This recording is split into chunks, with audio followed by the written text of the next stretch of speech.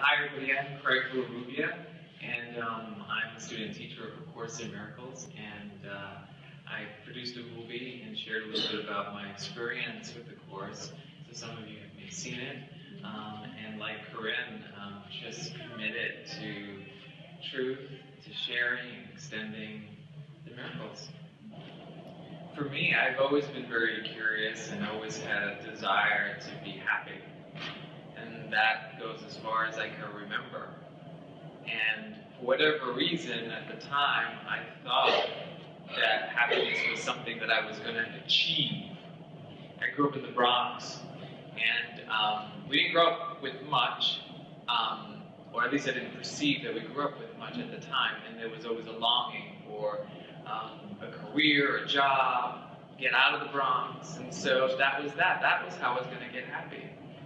And then as I got older, I started to realize that that wasn't going to be it. So I searched for it in relationships, find a partner, and so forth. And when I had the first one, I figured out eventually that wasn't the right one, so I went after the second one, and the third, and the fourth, and the fifth.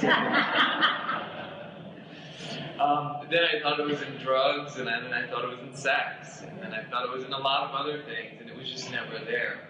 Still, the desire to be happy, which again I think we all have, was there. But it felt like I had already exhausted everything you can imagine. And there was a recognition that the chase for happiness was futile. There was always a dead end. And eventually what would make its way into my experience was the teachings of spirituality, including A Course in Miracles. But like many people, when I first got the Course, I was just overwhelmed by the words, the language, and so I put it down. But when I was ready for it, I was open to the Christian terminology. I was open to applying its principles. And what eventually came or dawned on my mind, being the theme, change your mind, change your world, was that the key to everything, the Course has a lot of words and a lot of pages, the key to everything was really to change my mind about who I thought I was. You see, because when I thought of myself as a separate person, inherent in that thought or belief was the limitations of a separate person. And inherent in believing I'm a separate person is always a sense of lack. Something was always missing. And so that isn't the truth, and because that isn't the truth, there was always a sense of guilt. Because unconsciously there was an insistence that I'm a separate person. But the beautiful thing about the Course and in its training, I believe, what my experience is that the application of its principles is really chiseling away of that identity or the self-concept. And that is how the change of who we think we are, the change of mind of who we think we are, seems to occur. The other beautiful thing that comes to mind is the experience that both the chiseling away of myself or the working of the dismantling, of the dissolving of the self-concept, simultaneously, salvation is in an instant. And that was just such a huge aha for me, because if some of you have seen my movie, A Course in Miracles, Enlightenment or Bust, the character is chasing enlightenment. And so what the Course teaching, that salvation is in an instant, brings to mind is the recognition that right here, right now, we can have an experience of who we are. And even if it's for a glimpse or a moment, or as the Course would say, a holy instant, even if it's that brief, it gives us a portal to rest in as truth continues to emerge and make itself known in our experience. And so this has been a beautiful journey, largely in part because of the Course and its principles. And today I live in Hawaii and I live in a farm, and I'm continually reminded of the teachings in A Course in Miracles, or the teachings of truth. I'm from, like I said, from New York City, so I'm a bit of a city slicker. On the island, on a farm, we have cows, we have chickens, and we've gone through the experience of our cows giving birth. Our first time, it was my partner and I. We had one of our cows, Pokey, was pregnant, and she was about to give birth. She was close to giving birth. It was our first child. And so, of course, my partner's crazy, and checking Pokey out every few hours. It's coming soon.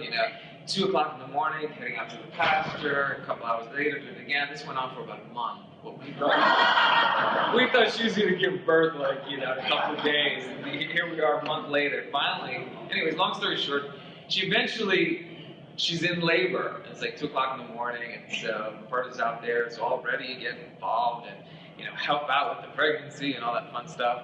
And he does, and she gives birth and everything. He does his thing. He helps with the umbilical cord, blah blah blah. It's like, whew.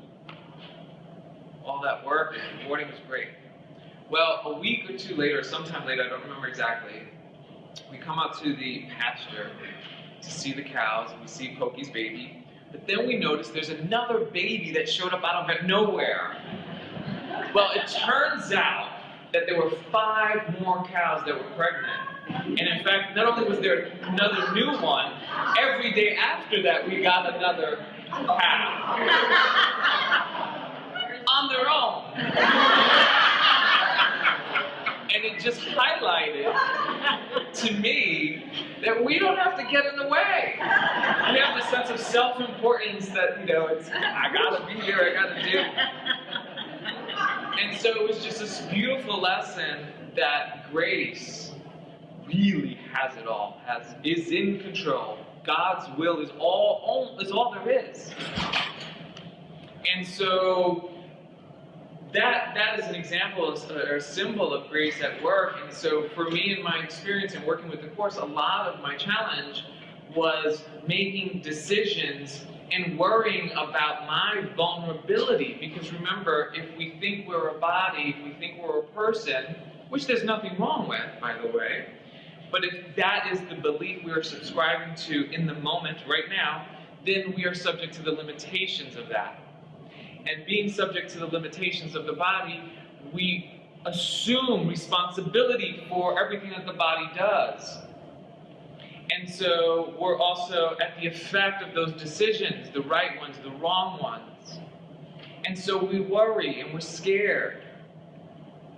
But what the Course is teaching is, if we're willing to look at those fears, and as Corinne was sharing, looking at it with the Holy Spirit, which simply means looking at it with the right mind, which simply means to be witness to what is arising in consciousness.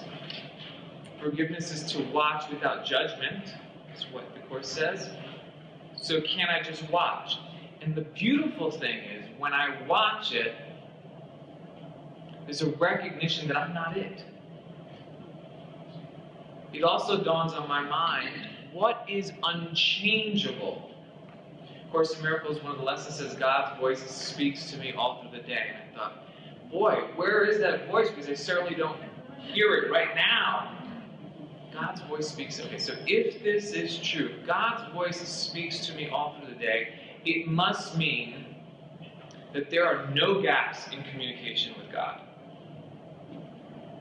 There are no gaps in communication with God. So that means His voice, if I am to hear His voice, I must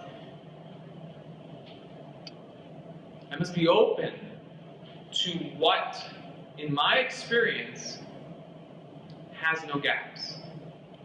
What, in my experience, is always there with me, regardless of what's showing up in perception. What has been with me all through my life.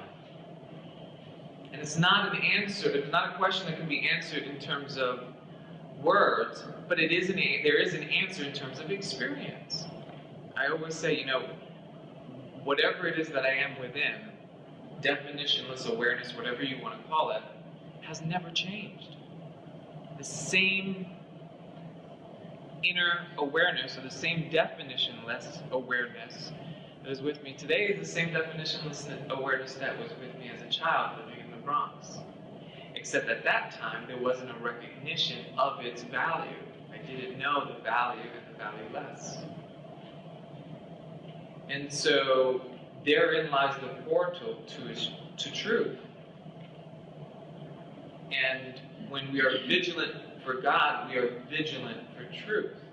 We are vigilant for spirit. We are vigilant to that which is whole. Change your mind, change your world is to change it from what's limited to what is unlimited. Because in this experience, or this in embodying this definitionless awareness, there are no problems. There is no separation. There's only this. And it's peaceful. And it's joyful. And it doesn't mean that perception isn't going to continue changing, because that is what it does. And it doesn't mean that judgments won't show up. It doesn't mean that the world isn't going to do whatever it's going to do. But being convicted in what we are, beyond the perception, it doesn't matter what's happening in perception. We're no longer at the effect of perception. Therein lies the miracle, therein lies the freedom. So with that, I'm going to open it up for questions. Thank you.